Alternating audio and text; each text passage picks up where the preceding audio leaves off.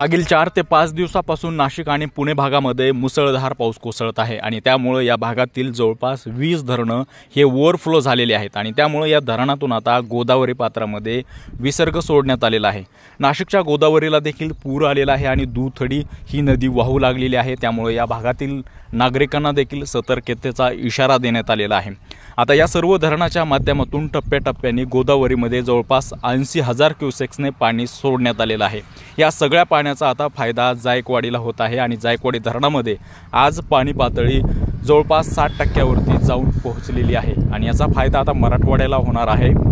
मराठवाड्याची ताण भागवणारं धरण म्हणजे जायकवाडीचं धरण। जायकवाडीच्या धरणावर मराठवाड्याची ताण भागते, त्याचबरोबर शेतीच्या सिंचनाचा प्रश्न मिटतो आणि त्यामुळेच आज मितीला या धरणामध्ये 60%च्या वर पाणीसाठा झाल्यामुळे या मराठवाड्यातील शेतकऱ्यांमध्ये एक प्रकारचं समाधानाचं वातावरण पाहायला मिळतंय। दिनांक 27 रोजी सकाळी 8 वाजता धरण प्रशासनाने दिलेल्या माहितीनुसार धरणाची पाणी पातळी ही 62% वरती जाऊन पोहोचलेली आहे। त्याचबरोबर वरच्या धरणामधून विसर्ग सुरू असून जवळपास 80,000 क्युसेक्सने पाण्याची आवक सुरू असल्याचं धरण प्रशासनाने माहिती सांगितलेली आहे। अशीच आवक सुरू राहिली तर या धरणाची पाणी पातळी अजून वाढणार आहे असं देखील सांगण्यात येत आहे। जायकवाडी धरणाच्या अपडेट्स आणि त्याचबरोबर पावसाच्या हवामान अंदाजाच्या अपडेट्स वेळोवेळी जाणून घेण्यासाठी आमच्या चॅनलला शेअर, लाईक, सबस्क्राईब नक्की करा। धन्यवाद।